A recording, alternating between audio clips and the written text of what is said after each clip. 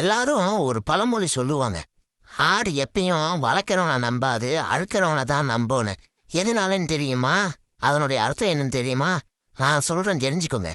ஆடு நம்ம வளர்த்துறப்ப ஆட்டுக்கு தீனி வாங்கி போட்டு அருகம்புல் நீங்கள் என்ன தீனியை கொடுத்தீங்கனாலும் சரி, வாழைப்பழம் சக்கரை பொங்கலை செஞ்சு கொடுத்தீங்கனாலும் திங்காது. ரொம்ப ஓவராக கராக்கி பண்ணிக்கும். சரிங்களா? நம்மளை நம்பவே நம்பாது. இவன் எதுக்குடா நமக்கு தீனி கொடுக்குறான்னு.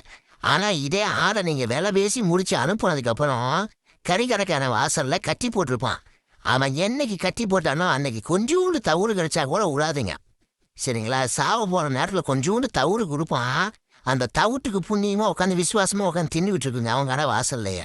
ஆனால் நம்ம காலையிலேருந்து வயக்காட்டில் உழுது வெம்பாடுபட்டு என்ன தீவனத்தை கொண்டாந்து போட்டோம்னாலும் திங்காது, கெராக்கி பொண்ணு. இதுதான் ஆடு வளர்க்குறவனை நம்பாது, அறுக்கிறவனை தான் நம்புங்கிறது.